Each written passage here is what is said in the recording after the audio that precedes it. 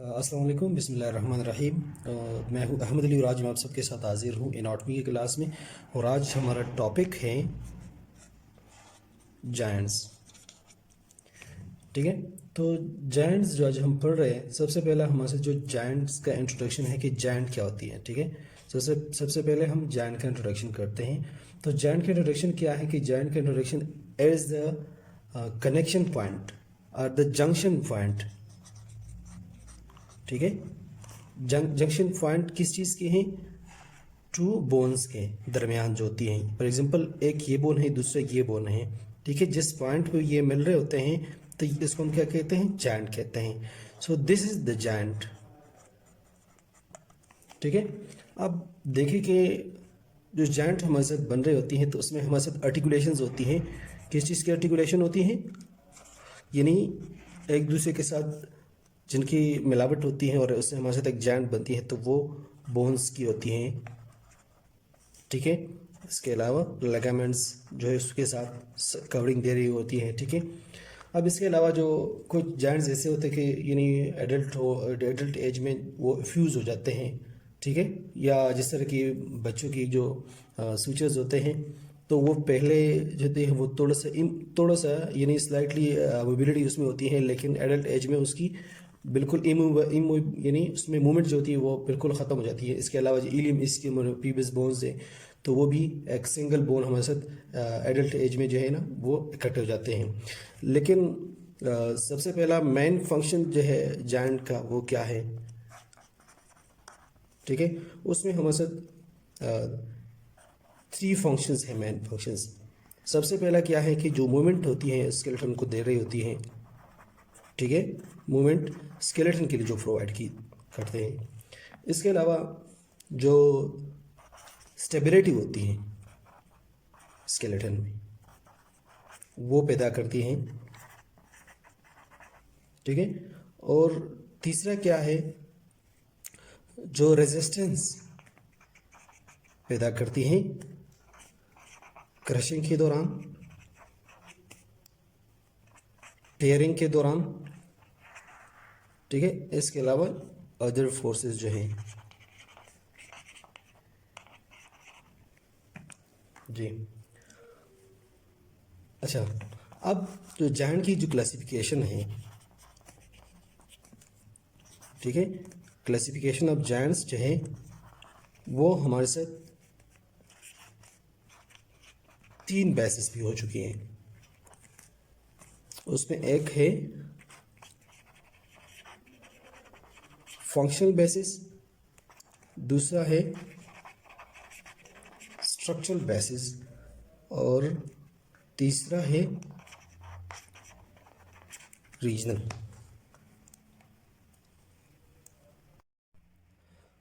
अच्छा, सबसे पहला जो फंक्शनल बेसिस है वो हम स्टडी करते हैं कि जायंट्स जो है वो हमारे लिए क्या कर रही है। तो इट्स गिव्स मूवमेंट, यानी मूवमेंट्स दे रही हैं स्केलेटन को। यानी जितने अमाउंट ऑफ मूवमेंट होती हैं, ठीक है, जितने ये निवेलिटी बेस पे उसकी जो मूवमेंट होती है, यानी डिग्री ऑफ मोबिलिटी जो है वो कितनी दे रही है। अच्छा, तो उसमें हमारे साथ 3 टाइप्स फंक्शंस हैं हमारे साथ। एक है डायाथ्रोसिस। ठीक है, यानी जो फ्रीली मोबिलिटी देती हैं। ये वो जायंट्स जो फ्रीली मूव कर रहे होते हैं। ठीक है, जिस तरह की अपेंडिकुलर स्केलेटन है। तो आप लोग को याद होना चाहिए कि अपेंडिकुलर स्केलेटन कौन सा स्केलेटन है? यानी एक्सट्रीमिटीज़ जो है। ठीक है, एक अपेंडिकुलर स्केलेटन जो होती है वो हमारे साथ डायाथ्रोसिस होती है। यानी जिसमें अपेंडिकुलर स्केलेटन कौन सा है? यानी एक्सट्रीमिटीज़ जो है, अब यानी अपर और लोअर लेम्स की लेम्स जो है वो हमारे साथ क्या है? अपेंडिकुलर स्केलेटन में आ रही हैं। अच्छा, इसके अलावा दूसरा हमारे साथ क्या है? एम्पियोथ्रोसिस। ठीक है, कि इसमें हमारे साथ पार्शियल मूवमेंट होती हैं। जो जॉइंट्स होती हैं वो पार्शली मूवमेंट प्रोवाइड करती हैं, पार्शली मोबिलिटी होती है उसमें, पार्शली मूवेबल होती है। और उसका एग्जांपल क्या है कि जो एक्सियल स्केलेटन है, एक्सियल स्केलेटन का एग्जांपल जिस तरह हमारे साथ लोग को याद होना चाहिए कि एक्सियल स्केलेटन हमारे साथ कहाँ से स्टार्ट हो रही है, यानी स्कल से स्टार्ट हो रही है। स्कल में हमारे साथ क्रेनियल बोन्स भी है, फेशियल भी है, ठीक है। इसके अलावा स्टर्नम भी है, ठीक है, स्टर्नम है और वर्टेब्रा है, ये हमारे साथ एक्सियल स्केलेटन जी। इसके अलावा तीसरा हमारे साथ जो है वो साइन आर्थरोसिस,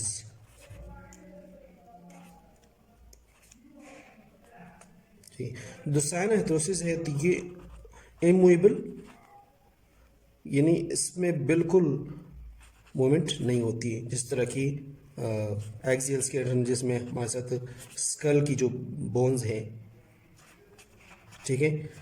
इसके अलावा अगर हम थोड़ा सा यानी पार्शली मूवेबल की बात करते हैं, यहाँ पे हमारे साथ यानी एयर में जो बोन्स है, ठीक है, तो वो भी हमारे साथ आ रही है, उसमें वर्टेब्रा भी यानी पार्शली मूवमेंट कर रही होती हैं, ठीक है जी। तो जिस तरह अभी हम वैसे ही थोड़ा सा आप लोग को जनरली बता रहे थे कि डायथ्रोसिस हमारे साथ क्या होती हैं, तो ये हमारे साथ यानी फंक्शनल बेसिस पे जो स्ट्रक्चर है जैसे जॉइंट्स की, ठीक है।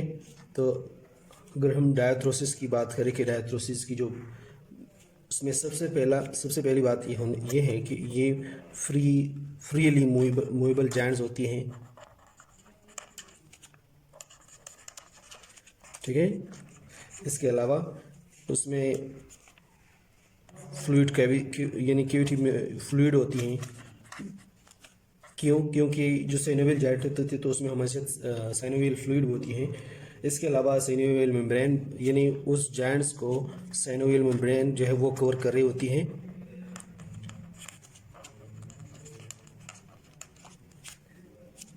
इसके एग्जांपल्स जो हमारे साथ हैं वो हमारे साथ हेप जॉइंट है, नी जॉइंट है,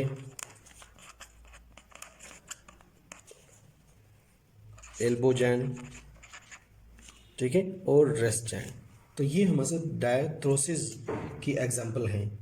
इसके अलावा हमारे साथ दूसरा जो है वो हमारे साथ है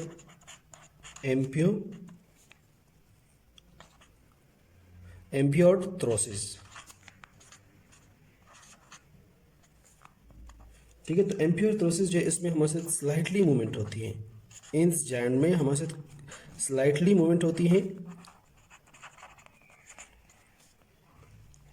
इसके अलावा इसमें कार्टिलेज की प्रेजेंस होती है। कार्टिलेज इसमें अगर हमारे साथ जो स्लाइटली मूवमेंट होती है वो भी हमारे साथ इस कार्टिलेज की वजह से, कार्टिलेज की जो प्रेजेंस होती है वो कहाँ पे होती है, यानी उस बोन्स में होती हैं जो फाइब्रस लिगामेंट्स होती हैं, ठीक है। और वो क्या करती है कि जॉइंट्स जो होती है उसको होल्ड करती हैं। और इसमें उसका जो एग्जांपल है वो हमारे साथ क्या है, एग्जांपल इसका इंटर वर्टेब्रल डेस्क हैं। जितने भी इंटरवर्टेब्रल डेस्क है वो सारे हमारे साथ एम्पियोर्थ्रोसिस के एग्जांपल हैं कि जिसमें हमारे साथ स्लाइटली मूवमेंट होती है और इसके अलावा उसकी कार्टिलेज के प्रेजेंस उसमें होती है। इसी वजह से उस कार्टिलेज की वजह से इसकी स्लाइटली मूवमेंट होती है और इसका एग्जांपल हमारे साथ इंटरवर्टेब्रल डेस्क है। अब लास्ट वन जो हमारे साथ है, तीसरा नंबर, वो हमारे साथ क्या है, साइन आर्थरोसिस है। साइन आर्थरोसिस जो होती है ये हमारे साथ एक फिक्स जॉइंट होती है कि उसमें कोई मूवमेंट्स नहीं होती है, वो इसमें अगर वो इसीलिए कि उसमें इसकी जो आर्टिकुलर सर्फेसिस होती है जॉइंट्स की, तो वो फाइब्रस टिश्यूज की, जिस तरह की आपके साथ एक जॉइंट है यहाँ पे, ठीक है। तो इस जॉइंट में इसकी जो आर्टिकुलेशंस होती हैं और कवरिंग होती है सर्फेसिस की, तो वो हमारे साथ फाइब्रस टिश्यूज की होती हैं, फाइब्रस टिश्यूज की। लेकिन एम्पियोर्थ्रोसिस की जो कवरिंग होती है, ठीक है, तो वो हमारे साथ कार्टिलेज की होती हैं, तो इसी वजह से इसमें स्लाइटली मूवमेंट होती हैं, ठीक है। इसके अलावा दूसरा ये है कि ये जो बोन्स होते हैं इस बोन की जो एजेस होती है वो बहुत ही क्लोजली होती है, एक दूसरे के साथ बहुत क्लोज होती हैं। तो बहुत क्लोज होने की वजह से इसकी कोई मूवमेंट नहीं होती है। इसका एग्जांपल हमारे साथ है सूचर्स ऑफ स्कल, स्कल की जितने भी सूचर्स हैं। तो यहाँ पर आप लोग देखें सर कि फॉर एग्जांपल हमारे साथ यहाँ पे एक स्कल है, ठीक है। तो आप लोगों ने अगर देखा होगा कि जिसमें हमारे साथ इस तरह की, इसको हम क्या कहते हैं, सूचर्स कहते हैं। तो ये सूचर्स जो होते हैं ये यानी बाय बर्थ जो होती है इसमें मूवमेंट होती है, लेकिन इसमें स्पेस होती है, ठीक है। ये स्पेस ये जब एडल्ट एज में चले जाते हैं तो ये सूचर्स जो होते हैं ये कम्प्लीटली क्लोज हो जाते हैं, इसी वजह से इसमें कोई मूवमेंट नहीं होती। अच्छा जी, दूसरा जो स्ट्रक्चरल क्लासिफिकेशन हमारे साथ है, यानी स्ट्रक्चर बेसिस पे हम जैंट की क्लासिफिकेशन कर रहे हैं, ठीक है। तो स्ट्रक्चरल क्लासिफिकेशन हमारे साथ क्या है,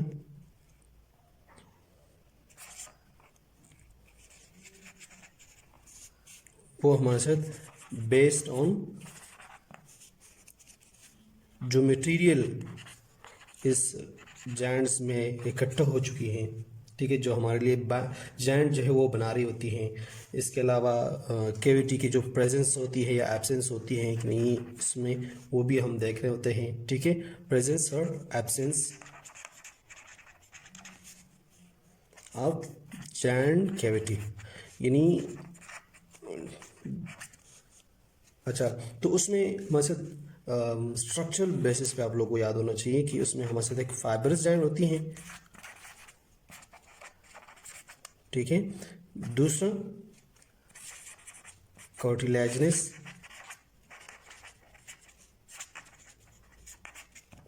जैन होती है, और तीसरा हमारे साथ साइनोवियल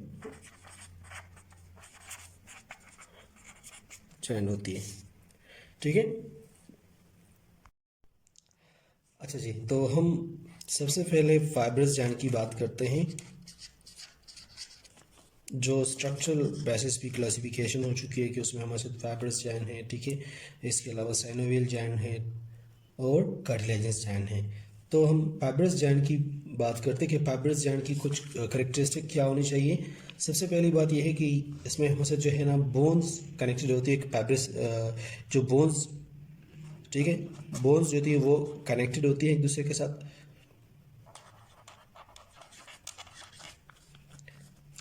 फाइबरस टिश्यूज की मदद से, इसलिए इसको हम यानी फाइबरस जैन कहते हैं।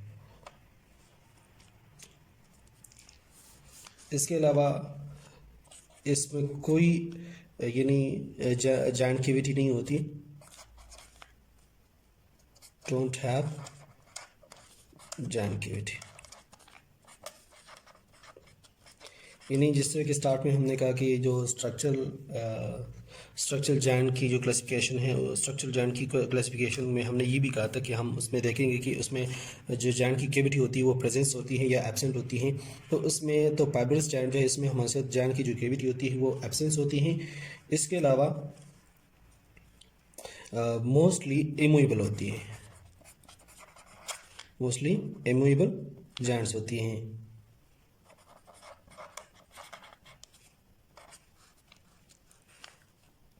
बट सम हैव, कुछ जॉइंट्स ऐसे होते हैं कि उसमें स्लाइटली मूवमेंट होती है,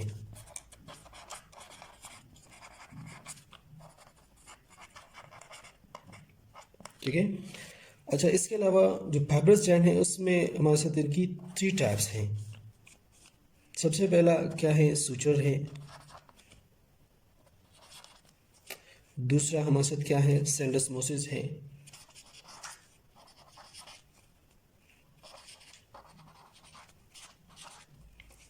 और तीसरा हमारे साथ है गोमोफोसिस।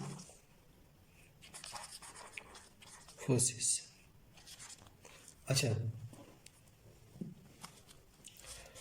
तो हम सबसे पहले सूचर्स की बात करते हैं कि सूचर्स जो होते हैं they are bound together by sutures ligament. ये सूचर्स जो होते हैं, जिस तरह के आप लोगों को अगर याद हो, जो स्कल आप लोगों को मैंने यहाँ पे अभी ड्रा किया, ठीक है,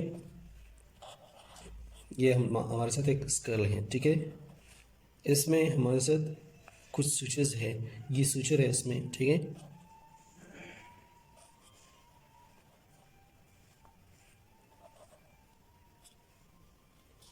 ये सूचर्स जो होती हैं